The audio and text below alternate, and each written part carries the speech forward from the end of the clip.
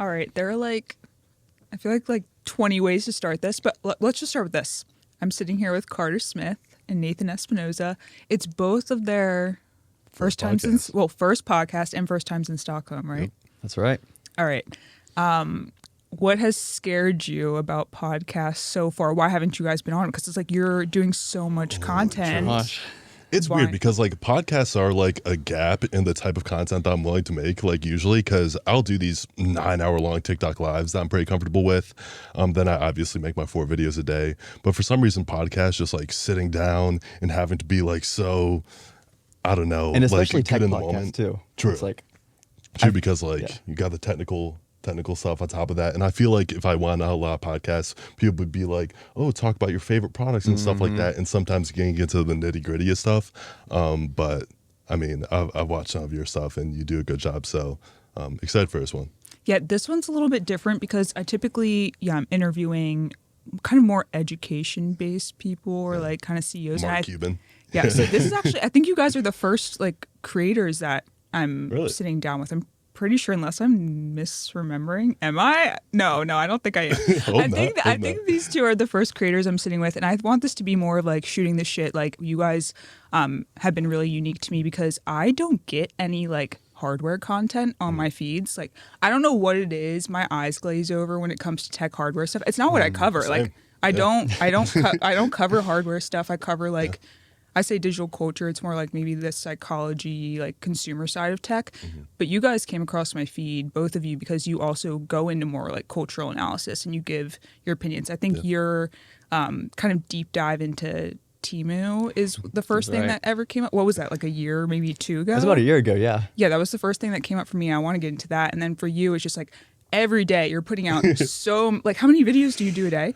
Well, yeah, I do 4, but like 1 is sometimes a repost. So people are like, oh, you don't even make 4 videos a day. You just repost all your stuff. And I'm like, no, it's 3 organic and then 1 repost sometimes. But yeah, I'm putting out 4 on the 3 videos is crazy to make every single day. Like just that alone. I mean, like in your format, it would be insanely difficult. But like I do just like hold up my phone and shoot the shit. So it's a little bit easier for me, but it's definitely a lot. Wait, how old are both of you? 19. We're both 19. Yeah, Okay. You're like a month older than me, right? Yeah, that's right. So you started content more recently? Yeah, about 2 years ago. And you, at what age did you start? It was 2020. I was 14. Yeah. That's early 2020. That is wild. Okay, so, and I feel like everyone is always just shocked. They're like, wow, because you started so young. So, I mean, like, you probably go through the whole arc. We want to hear. Yeah. I'll go through the whole arc. So, I mean, everyone our age just wanted to be a YouTuber growing up, and then they quickly realized, like, YouTube is hard. Like, you need to get the thumbnails down, the scripting down. Like, it's a whole process. And wait, who were you guys watching growing up?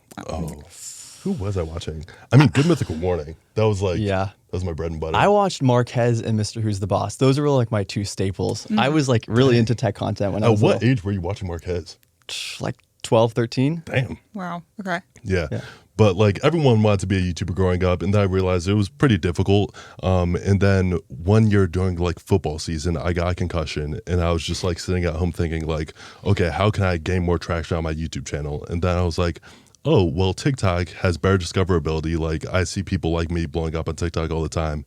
So I started making, like, comedy videos, like basketball videos. And that gained, like, some traction. I got to, like, 30K followers off of that. And then I went out to build my first computer. And I was like, I want to talk about this, but, like, my friends aren't building computers. That's not, like, the cool thing to talk about.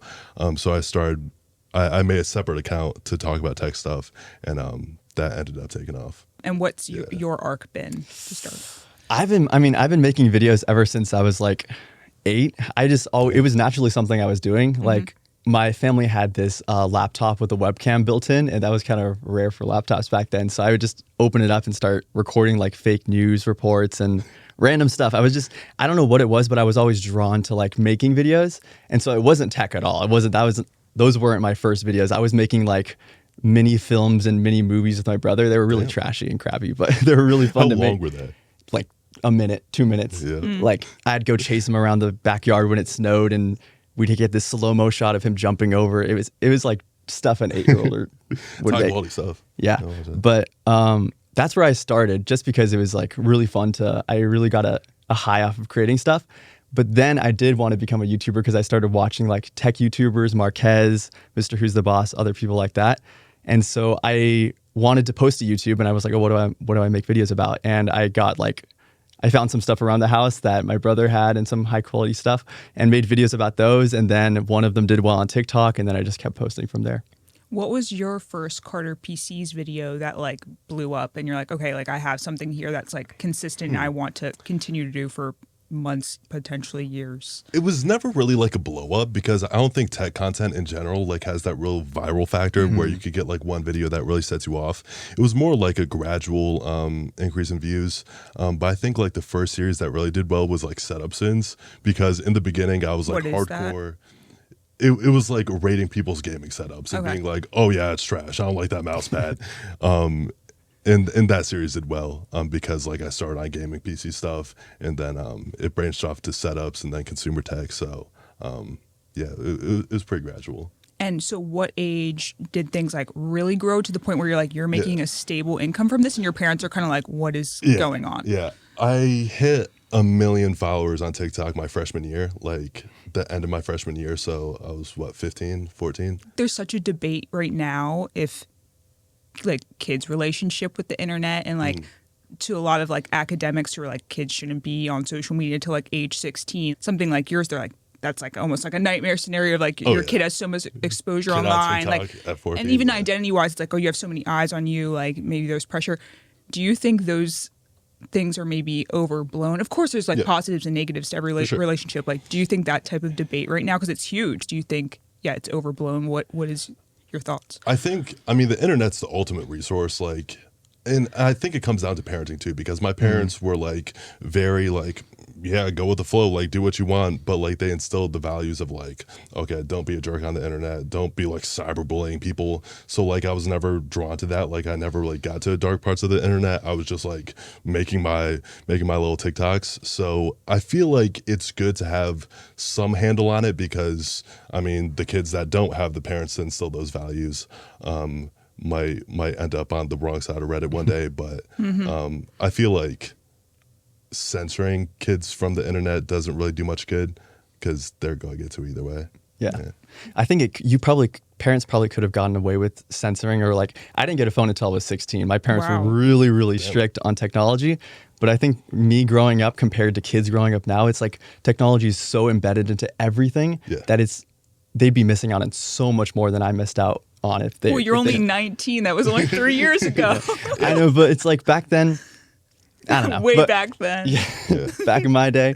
No, but I actually appreciate that my parents kept me away from like a phone, a personal device. I still had like a laptop I could use to make videos. And I think that also has affected my content today, because I didn't grow up watching content like 24/7. It was like if I did watch something, it was maybe like an hour a day. Really? And I think that's when I started uploading to TikTok, I was literally uploading from the computer, like onto TikTok.com. What? And I think it's affected the way I make videos by helping me come up with something that's almost original. Like I wasn't inspired by what was happening on TikTok, even though it's like a really good way to get new ideas, but it was completely fresh. And so I started from scratch of like something that I had kind of. So how'd you like learn the tricks and stuff? Because I feel like a big reason why I was able to do well on TikTok so early is because like I really understood the culture, because I grew up like observing the culture.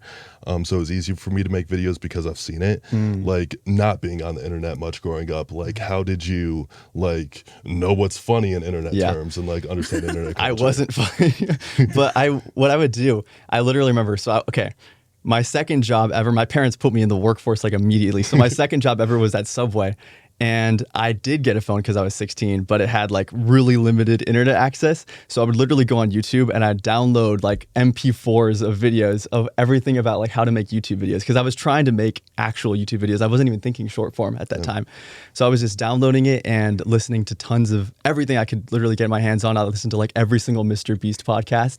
And so those things kind of taught me what makes good content. The pipeline. Yeah, everything. All those Mr. Beast impulsive episodes, like I was digging to the bottom of the barrel. The pipeline. But no, I think that really educated me on how to, like what makes good content and how these platforms work, even though I wasn't on them like 24/7. And then I was making YouTube shorts. I wasn't uploading to TikTok first. and the only reason I uploaded to TikTok. That's a unique experience starting on YouTube Shorts. Very unique. But because wasn't YouTube Shorts like after TikTok? Like yes.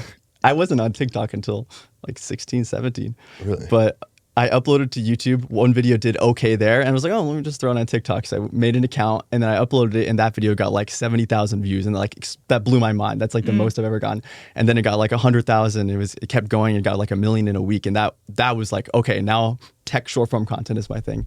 Hello, everyone. Jumping in to talk about this episode's sponsor, Death to Stock, which is a prime resource for creative professionals. You can take the name Death to Stock very literally, as you won't experience whatever you're feeling when scrolling through a generic stock image website. Through their membership, you gain access to more than 10,000 powerful visuals created for you by humans, not AI. And these visuals aren't trendy. They're actually an indication of what's to come. Their team analyzes cultures, patterns, movements, and more to bring you 500 plus new visuals each month in their ever-evolving library, and we're actually getting a sneak peek into this month's right here. The Death to Stock team takes legal matters very seriously, so you have fully secured rights, and they handle all of that on their end, so you can just focus on bringing your creative vision to life. And just a cherry on top, they also provide concise cultural research along with recommended tools and texts to keep you updated on the digital landscape. Ultimately, they're an amazing resource trusted by the likes of Apple, Nike, Universal, and many more. To become a member, use code JULES15 for 15% off their $19 per month membership for 12 months. And within this membership, you get unlimited downloads. I'm really excited for you guys to take your storytelling and projects to a whole new level. And now, let's get back into the episode. Let's backtrack a bit because, like, I feel like because this is your guys' first podcast, there will be people from your audience who come. They know your background, but some people from my audience don't know. Like, I followed you guys both for like almost 2 years now. So, tell the crowd on each platform what you do. I know, like, I like your bio. What's your one-liner in your TikTok bio? Making tech less of a snooze fest. Yes, love that. And so, like, what your, like, how big your platforms are. I kind of hate the numbers, but you guys have significant platforms and across all channels. So, like, just kind of give the background of. Do we just drop the numbers? Right? Drop the numbers. Total follower count. I'm counting. Oh, I wonder what total follower count is. My main account has 5.7, and then my second TikTok account, like my spam account, has 900,000. Then my YouTube has. What are you at? Because I know we're close. I'm at like 1.7. Oh, is this and I think you're at 1.6. Yeah, probably 1.7-ish. And then my content, I like to say it's like if Stephen A. Smith talked about tech. Because I feel like tech for so long has been like, okay, read the spec sheet, be like exact, be impartial. And I kind of give more like a color commentary to that is the tech a scene. Good analogy. Stephen A. Smith. Yeah. He's getting into politics lately, and it's a little. I think it's funny. It's funny, but now he's no, he's messing with LeBron now. That's too far. That's too far. He said he would swing on Bron. Candace Owens the other week, and I was like, all right, we're getting a little too far. Anyway, he's in the pipeline. Yeah. And at first I was like, oh, like I love this, and now I'm like, all right. Yeah. Okay. Anyway, keep going. Okay. Me, I think total I have like 2.9 million across all platforms. It's like 620 on TikTok, 1.7 on YouTube. This does feel weird. Listing numbers. Yeah, like I and for people, I'm not asking the numbers like a flex thing, but it's like you guys have prominent voices, and I think like you in the same way that I said, like, I don't get any hardware content. I like you two are like the only like tech guys that I keep up with MKBHD just because he's known as like the biggest. Yeah. So I kind of see Tim out. I was never really fed his content, but you guys have come up on my For You page because I think you bridge hardware and just like cultural takes well. So that's why I say that for people who like who are these boys. Yeah, for me at least, I think it was very intentional to kind of try to get away from the Marquez Brownlee model, where it was like be very exact, be very spec focused, and I think it's to be better on TikTok too, because I don't think that hardcore hardware stuff does well on TikTok. I think you almost need more color commentary to it.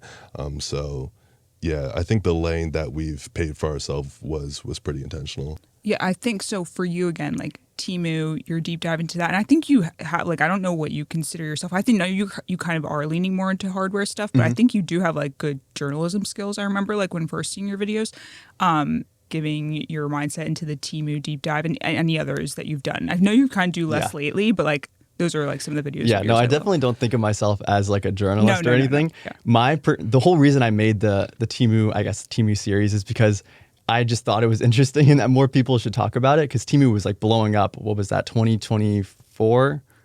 Like fall 2024. And what were the first things you were seeing where you're like, this is sketchy? I was just seeing people shop on Temu, and then I saw people make videos. I remember, I haven't told you this, I was in your, you were on TikTok live, just like chatting stuff. Yeah. And I said a comment about like thoughts on Temu, because something had come about Temu. And you literally said, yeah, I think something's Temu's gonna, it's like a scam. Something's gonna come out about them. And I was like, And that was literally what made me like do more research. It's the prediction in the world. I mean, like, well, it was, that just goes to show like what was happening in the culture at that time. People were starting to talk about it and like raise suspicions. So then I started to do more research. I was like, wow, there is some like pretty bad stuff that's been happening with that company. And so I wanted to make a video about it. And I guess, that's where was it before or after the DOJ investigation? Because I know like around that time it was like they were being investigated a month before, I think. Yeah. I just remember stuff was coming about like out about workplace safety and like stories about people who had literally died in those factories. And so I wanted to like shine a light on that. Yeah, I remember watching those first videos and thinking, dang, he told that story so well. Like, yeah, I looked to you almost as like the news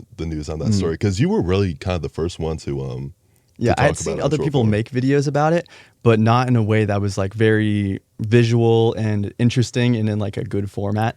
So a lot of people don't do like the thorough work today. It's actually kind of easy to stand out in that way if you just like do somewhat of the deep dive, because most people, with the short form realm and so on. Why I also wanted to talk about like your different platforms. Genuinely don't really care about the numbers. It was like it was more like also your experience on each platform of TikTok versus YouTube Shorts, because you guys are solely short form, correct? Well, I know you do some vlogs, long form, but short form, mostly short form. Like, I want to hear like your mindset of why you're sticking solely with short form, and also your experience on each platform and like what you hate, what you love on each, whatever. Yeah. I mean, like, I've been pushed to do long form a lot because that's almost seen as like if you want to be legit in content Holy creation. Grail situation, Yeah. But I never really want to do it because, I mean, it's hard. It's super time consuming. And like, that's not really how my mind works. I don't think of videos as like these 20-minute long like projects. It's more like spur of the moment. Like, oh, I found this interesting. So that flexibility is better on short form. And I've never really tried to get into it because like, I don't watch it. And I feel like doing long form just for the sake of it, just because it looks legit, is like, it's kind of pointless because like early YouTube, people were just like, okay, I'm doing YouTube to get on TV. And I feel like the same thing's happening right now, where it's like, okay, I'm going to grow on TikTok so I could become like a Twitch streamer or a YouTuber, when the real value is like in being really good at short form, because I think that's where the attention is right now. So I mean, I'm not opposed to doing long form, but for now I'm pretty dead set on my format. Yeah. No, I mean, when I first started, I was trying to do long form because that's all I knew. And I was like, okay, that's what tech YouTubers do, is they make long form videos. Yeah. But then when it was experimenting with short form stuff, I'm like, this is a lot more fun. I can get something out quickly and I don't have to make this like entire massive like deal about a product, which I think some people kind of stretch out the idea when it could be just a 60-second entertaining video. So that's how I got into short form. How was it starting off on YouTube? Because I look at my YouTube comment section and I'm like, this platform is terrible. Yeah, like what's the different code? Like how do your audiences differ on each platform? Like, do you feel like it's all the same people, or do you feel like it's like, like you prefer, so different. I want to hear. TikTok, like, it's younger, it's more brain rot, but it's also more lighthearted. And I feel like they understand what I'm doing in my content a little bit more on YouTube. I feel like the YouTube viewers are coming from like traditional tech YouTube content, where they're expecting me to be like breaking down the X's and O's and stuff and like being like Marquez. And I'm like, as much respect I have for that format, like I'm joking half the time. So I feel like YouTube is definitely more engaged and more knowledgeable, but don't understand like the content as well as TikTok does. What about what Instagram Reels for you? And then I want to hear all yours as well. I don't talk about Instagram. I hate Instagram. So you just don't look at the comments on there? I don't open Instagram. Yeah, out of sight, out of mind, which is like such a weird, because I'm like, I would never like not check the comments on TikTok, which is, but it's like you can just not check the comments, which is a wild concept. But anyway, I want to hear your experience on each. I feel like people on YouTube were really nice to me. Like everybody was very forgiving. Like if you're getting clowned in a YouTube comment section, you've done something like really bad, like mad at you, clown. But I think your audience might be different because they are so used to watching like tech YouTubers be an authority, and your content's definitely not. Like I try to make myself not an authority as much as possible. Yeah. So, but I feel like my audience is a little bit younger, and they're like, if I make a mistake in a video, people are like very, very understanding. Whereas like on Instagram, you'll get cooked if like you make a mistake and someone points it out. And TikTok, I feel like people are more real. That's where it just seems like, okay, that's a real person leaving a comment. Where on YouTube, people can get a little NPC-ish of it. Well, I feel like on TikTok, like the audience feels more close-knit. Everything feels more like a web on there, like really intertwined, and like people getting inside jokes from like past posts. Does it feel intertwined in that way on YouTube Shorts? I'm the type of person, like, I know, like, in the attention economy, people are like, okay, you should post on YouTube Shorts. Like, that's a place. But, like, for me, if I don't consume that type of content, I also don't want to post that type. Like, it feels icky to me. I'm like, I never watch YouTube Shorts, so I would feel weird posting them just, like, for my attention economy advantage. Anyway, so, like, in terms of the YouTube comment section, do you feel like people, like, are coming from your old videos too? Like, does it feel intertwined in that way? It does. A ton of repeat viewers. The YouTube Shorts algorithm especially is super good at when they know that you like a certain channel, they'll just feed you their videos over and over and over. Where it's almost annoying at a point as a viewer, but if someone who makes videos, it's really good because someone gets to see a lot of you. So people are like keeping up with inside jokes that I didn't even know were still like going around on YouTube Shorts, because people have forgotten about that on TikTok because stuff is like so relevant. Yeah. But yeah, a lot of repeat viewers on YouTube Shorts for me, at least. I think it almost makes it harder to grow on YouTube too, because like at the start, it's 0 views, 0 views, 0 views. But the minute that you start getting traction, it really takes off because of those repeat viewers. And like you were saying, like the jokes are so much slower on YouTube too. Like stuff that was funny like a year ago on TikTok is still burning on YouTube. So definitely very different cultures. I know you guys don't solely cover hardware, but I feel like it's a really weird time for hardware, like where things feel, I don't know if bleak is the word, but from my perspective, kind of boring. Of like, we've had these smartphones and they're not really changing much year to year. There are these AI pitches and so on, and they haven't been that promising yet. I think, okay, let's start with that question first. How are you both utilizing AI in your weekly lives, if at all, or do you feel like you're not as much as people pitch? I use it a lot for like concepting and like refining down like scripts and stuff like that. So ChatGPT mostly? Yeah. Like I'll talk to it back and forth and like kind of use that as research for videos like on looser concepts that aren't like super complex, because you don't want to use AI. More specific. So you wake up in the morning, you're researching, you always utilize ChatGPT. Yeah, so like I was at a Sony event a couple weeks ago where they were talking about like this RGB LED technology for STV, and I was like, okay, I kind of get it, but I want to do an explainer. I don't like fully grasp it yet. So like, okay, break down like how this is different from OLED, et cetera, and then like I keep asking questions to further refine it down, try to get a good understanding. Like I'll do that a lot for different concepts, and that's mostly how I use it. And then like just writing stuff. And do you only ever use ChatGPT, or do you toy around with like Gemini and I mean, they're all so similar to me that I just like prefer the GPT interface, so I use that more. But no, I use ChatGPT like every single day, not even just for content stuff. I'll just like ask it questions. I almost use it like Google now, but for content, one time I just put in a bunch of like my most popular video transcripts and just had it like analyze them. And so it remembers my like hook style and stuff like that. So if I need to make a video about a product, I'm like, okay, how do I approach this? Then I'll just ask it. And usually it gives some really good like ways you could format a video. And that's mostly what I use it for. It's gotten much better at that, I feel like. And I didn't realize that it like held data between chats. Like I thought if you start a new chat, it was like they were talking to a new person, but like it's got you in the memory. Oh, I love that memory, bro. Oh yeah. I think I use it. It's not very good for coming up with an idea like out of thin air. It's very good for like if you have an idea, I know I'm going to make a video about this type of product or this concept, like giving me the different ways I could approach it all on a list is like super helpful. Well, what's your relationship within that way of like, idea generation, scripting? Like, what do you feel like are crossing boundaries where you're like, all right, this is too automated, this is too like industrial in the way, like this is like not fully me in the content? Like, how do you guys discern that? Yeah, I think my delivery is so important in my content. I feel like my image is like, I put that first in content over like the hard details of the tech. So I feel like even if it gives me like a very fleshed out script to break down the tech, I feel like my delivery on top of that is like what makes the video. So I don't feel like I could overuse AI to the point that's not even me in the content, because my content is so focused on my delivery and things like that. So I think that's how I naturally found the line. Yeah, I think it's all about someone's intentions. Like if you're approaching social media with, okay, what can I get out of this? What can I like? I want clout. I want like money. Then using AI is like the perfect solution, because you get as many video ideas, limitless video ideas, limitless like everything. But if your approach is like, okay, I love creating, then you're not going to naturally like want to use ChatGPT to come up with all your ideas, because the ideas are coming from you and you want to make it. Sure. And ChatGPT is just the tool to get from idea to like final product. It's not like what starts the process. Yeah, like I never use it for idea generation. It's just like it's easier research. Exactly. Than going through a bunch of articles. Okay, so like you guys seem like you're taking like the thought partner route with it in terms of like interacting with it back and forth. Are there other ways you utilize? Are you utilizing generative AI, like the visuals at all, or is it just mostly kind of the chat with ChatGPT?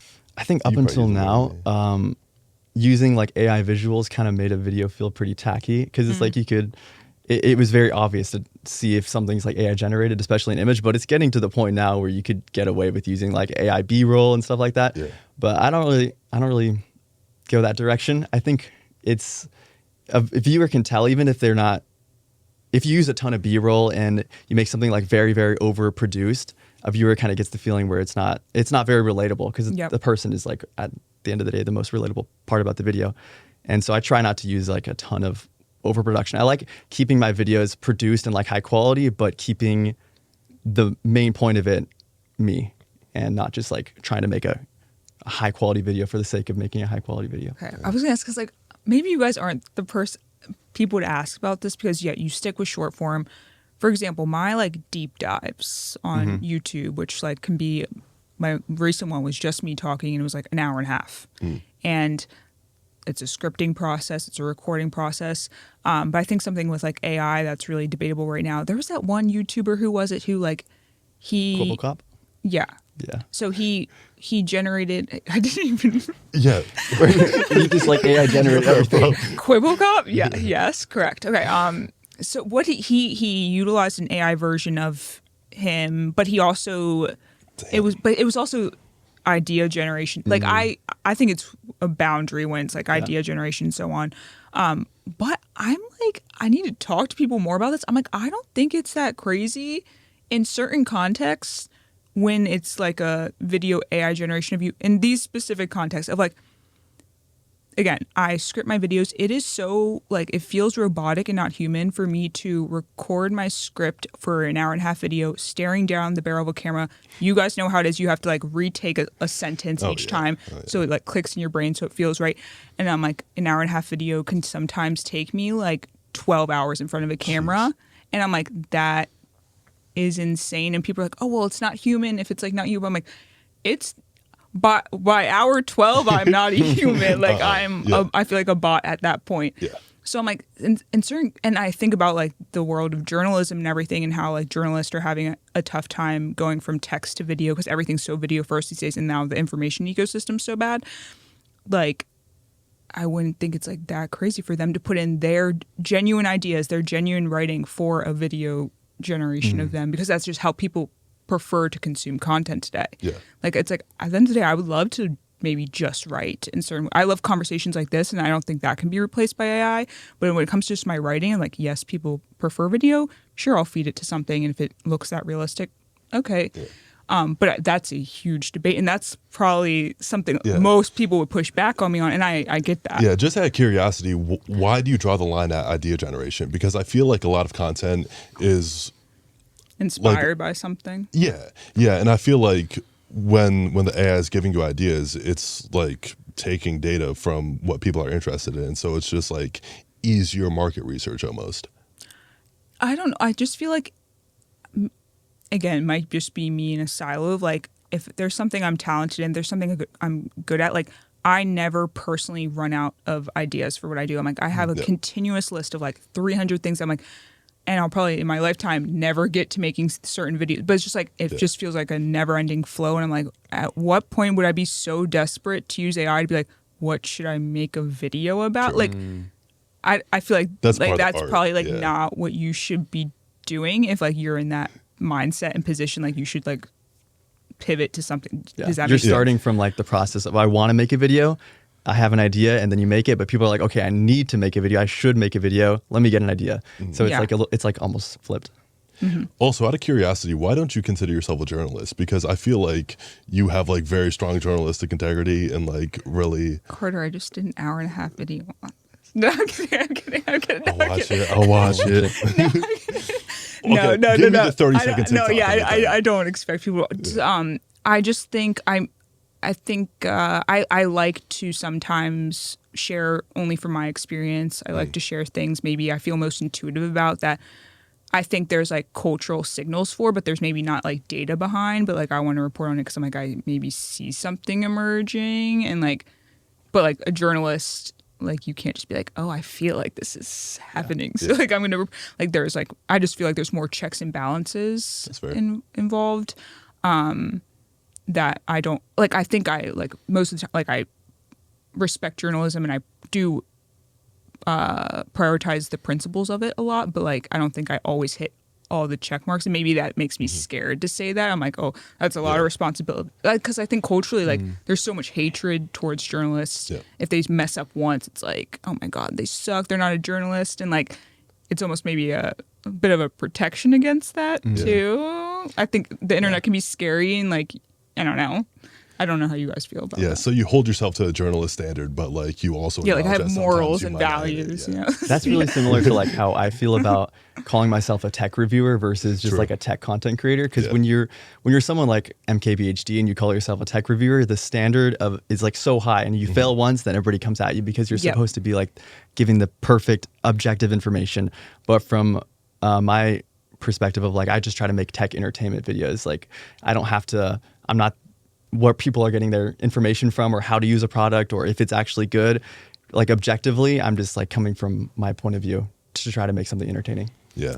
I feel like we all do that in a sense because I don't consider myself like a tech reviewer either. Yeah.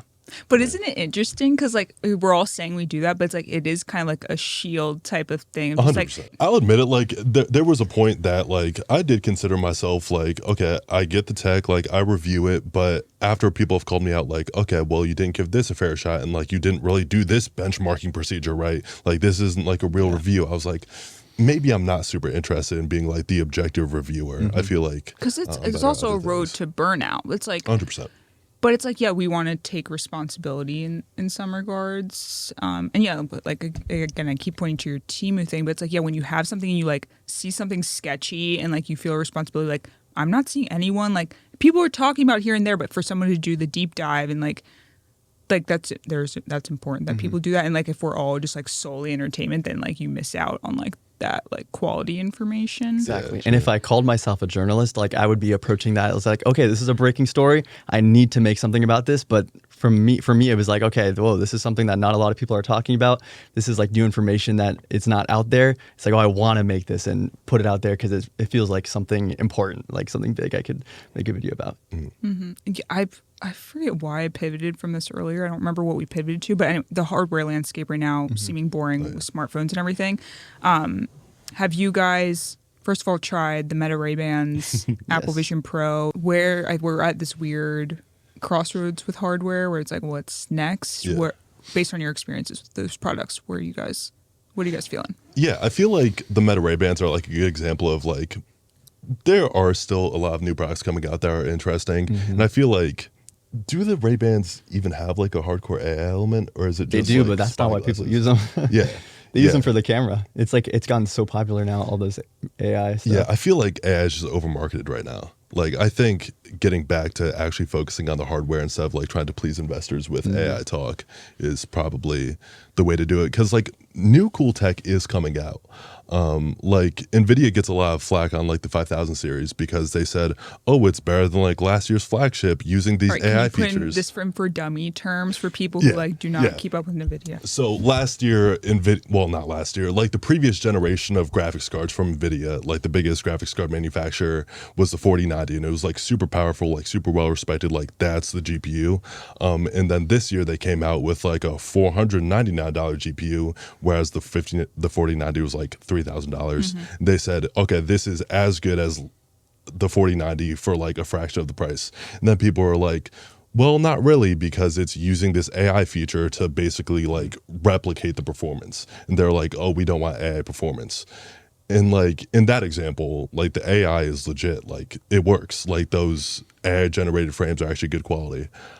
So like AI stuff can be good if done right, but I feel like in more cases than not, it's just over marketed right now and shoved into things that doesn't need to be shoved into. Yeah, like it's like, what's the use case for this new feature, this new product? If the use case is good enough, it just markets itself. You don't like people are just using AI as like a marketing thing. It's like, well, just what does this do for me? If you feel the need to push AI enough, it's like, when I try these products, they end up not even being. How do you guys feel about just removing the word AI entirely from marketing? Just explain the feature. I hope that happens. I'm like, just tell me what the feature does. Like, what do you?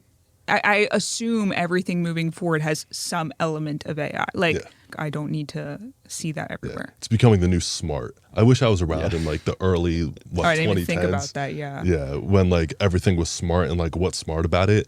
Like people need to explain what is AI about these AI products now, because most of the time it's not even anything. Do you think anything? Did you guys try the Vision Pro? Yeah. Yes. Yeah. It's hanging on my my fire alarm right now. That's the thing. It's like I haven't used it since week 2. Have you guys been? No, because there's nothing to use. I picked it up maybe like 2 months ago, but I haven't done anything since. Your first experiences, were you like, okay, this is cool? Like what? So what would make you use it on a weekly basis? For me, it's like, okay, a social element. It not being so heavy. I was like, I'm going to need a facelift by the age of like 35 if I am wearing this. Like you can feel your face sagging. But I'm like, because when people like hate on it, I'm like, it's pretty crazy. Like the experience. Almost like too crazy where I'm just like, I felt like almost like wrong to be in it. Yeah, true. I feel like we're still on Apple's roadmap of what the Vision Pro was supposed to be. Like it was really impressive hardware that was supposed to excite people, and then hopefully developers like make the apps for it. But like, as we know, Apple's not the best with supporting app developers, so that process has probably been slowed. So like maybe new apps will come out and then maybe there'll be use cases, but like right now it's cool hardware with like nothing to do on it.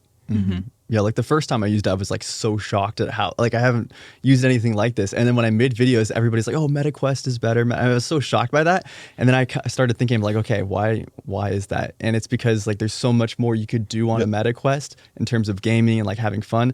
So it shows that people value what you can actually do with the product than it's just technical like ability. Yeah, and I feel like Apple did a terrible job communicating what the product was supposed to be, because it's not supposed to be a MetaQuest competitor.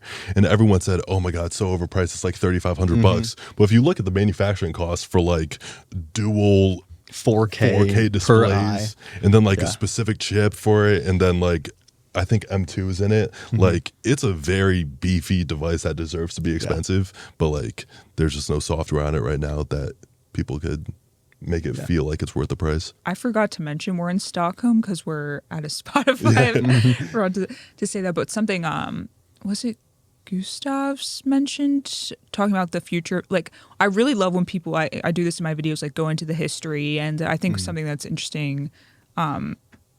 Like I don't. He was talking about how like Sweden, like SoundCloud came from like Swedish people. That was like, super interesting. And then obviously Spotify and like Pirate Bay, whatever. But he was talking about how like right now everything's very formatted to the smartphone, vertical content.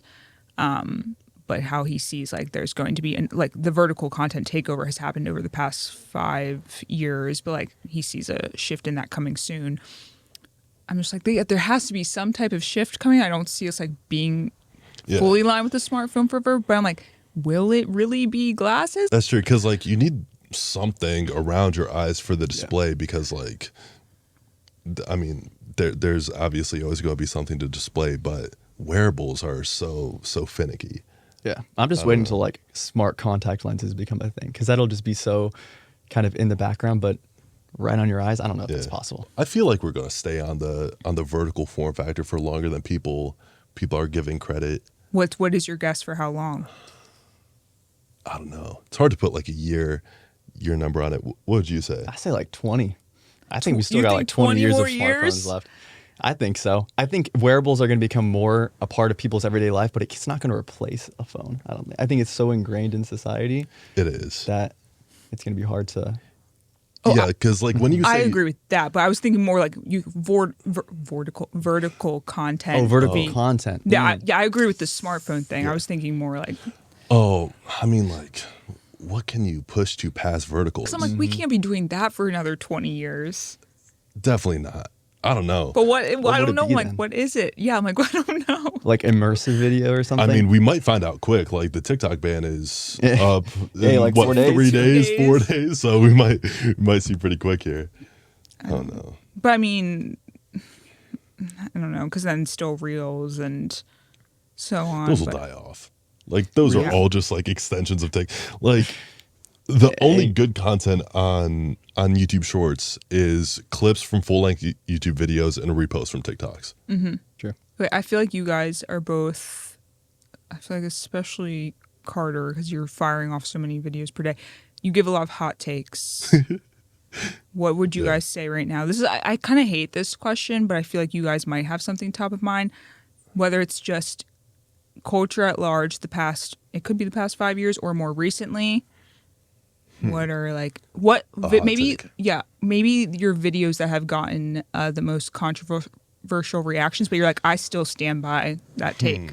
I defend Apple a lot, and people don't like me defending Apple a lot because I feel like people just don't understand the inner workings of a lot of tech companies. Like, I duetted a video the other day with like, oh my God, NVIDIA is so cooked because AMD, their biggest competitor, is like putting out these good GPUs. And I'm like, NVIDIA's not cooked. They sell GPUs to AI companies. Like, that's their business. They don't care about the gaming GPUs. So like, I feel like people don't understand tech companies in that way. So like, I get a lot of flack for supporting Apple. But I feel like even though Apple doesn't like me, I still do like Apple. And I feel like that's becoming a hot take. For the average consumer, it's like, yeah, we love Apple. So it's like that doesn't, but among like hardware people, that's like, big pendulum swing, because like anything that your average person likes, the hardcore tech community like hates on because like, oh, the normies like iPhones, so we're like hardcore Android. So I feel like the pendulum swung a lot, whereas like super anti-Apple, and I feel like that was an overreaction.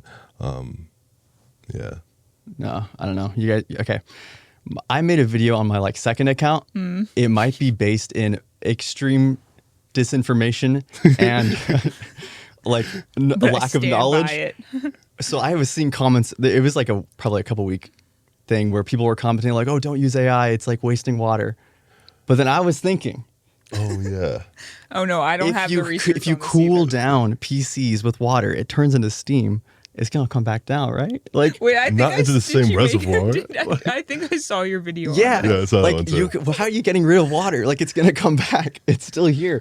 So I people in the comments were like, okay, this guy must be American, right? Like, yes, he's not so uninformed. But then it doesn't. They didn't give a good reason for like why water is not. Again, ChatGPT isn't always informed source. Yeah. Can you bring up ChatGPT and ask? Say your take and let's hear its response, because I don't have an informed take and I don't want to respond any type of way because I don't know. Okay. I don't know either, but I'm still let's hear what. Let's hear. All right. It just won't rain at the same reservoir. It's not like it's raining like, back into. Are we losing the water? It's like going to come back. Like, okay, I did a thought experiment. Think of every single possible way you could get rid of water. You can't get rid of anything unless you you can't. You burn it. Freeze it, it's always going to come back. So like, if we just use it to cool PCs, it's just coming back down, right? I would love to say more on this. I actually want to hear its response. Waste some water with this. Okay. I have a hot take that using water to cool down PCs that run AI databases is not really wasting water, even though there are concerns about water usage and AI PCs, is it true that AI data centers are wasting water?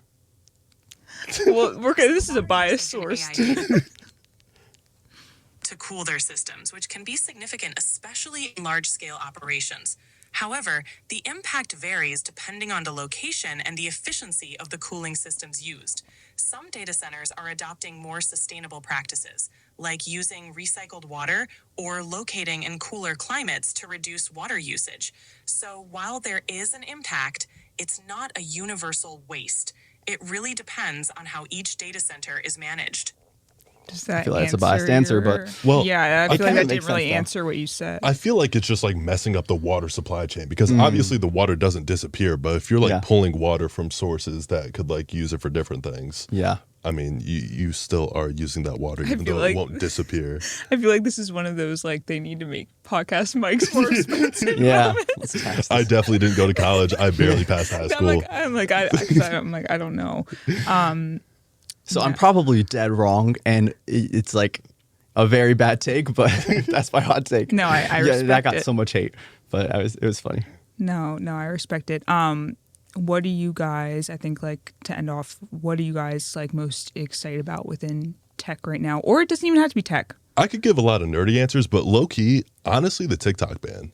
When like a couple weeks ago when like it got banned for the first time, I was almost kind of relieved where it was like, well, we get to see like how the landscape mixes up now. Like, I guess this is gonna be like the next big shift in my career because like I'm pretty dependent on TikTok right now. So as nervous as I am about my job getting banned, I'm also curious to see what comes out of it. So I'll say the TikTok ban. I think like change can be exciting, and I'm kind of like, let's see some change. What about you? I don't know. I think also the TikTok ban, but this is just like random. I'm really interested in like self-driving technology and like how that's going to become something that changes society forever in like the next 10 years. And so wherever that goes, I don't know. That's just something that I think is I hope it cool. gets better because that's the only thing trapping me in a Tesla. Yeah. Like, listen, guys, I want to get rid of the Tesla. Like, I'm sick of getting my car vandalized, but like I can't drive. I did driver's ed during COVID. Like I can't drive. I need full self-driving. No, I use FSD like everywhere too. I think that's interesting though. It's like TikTok changed our lives, but we're still like. I think I'm more curious than I am excited because I'm not looking forward to it. I don't. I don't hope it happens, but I definitely am curious to see what. I think it's like an ideal answer. Like if you ask somebody, that's what they should say. It's like, oh, like I could spend less time off of TikTok, but those 24 hours where it was gone, that was torturous on IG Reels. I tried scrolling like, on IG okay, Reels. I was like, true. yeah, it's getting banned. I'm going to spend less time on my phone. I was suffering, man. It was bad. IG Reels and YouTube Shorts are when Red Note is the next best option. I need to get nah. Okay, that is true. I think I'm just like maybe I'm just bored of how much it's taken over culture. So I'm like, what could possibly be next if it was forced to like, because it has such a like the algorithm is so much better than other platforms. The culture on it is so much better. So I'm like, if this like the only way to get this out of our faces is an actual ban because it's just so good that it like eats everything up. So like, what would happen? I'm more curious. Do you think TikTok could just like make a massive shift? Do you think like the culture of TikTok is like super dead set where like the only way to escape it is a ban, or do you think that can switch up? I don't know, like something. Yeah, because I feel like TikTok like goes in phases. I feel like 2020 TikTok is very different from like 2025 TikTok. Oh, for sure. So I don't know. But still, like time wise, true. it still eats it up. Yeah. All right, guys. Anything else to say? Think Congratulations on your first podcast. That went by fast. That was fun. No, and I think both of you guys would do well on a podcast. So I'm like, you guys will have fun. Like, I don't know. Yeah, no, it's a good time. It's a good time. Okay. It's fun talking in more than 60-second intervals. So. No, I agree. Thank you guys so much for coming on. Thank you. Thank you. Cool. Awesome. Thank you. I'm always curious what happens now. Yeah. Like after the podcast cuts.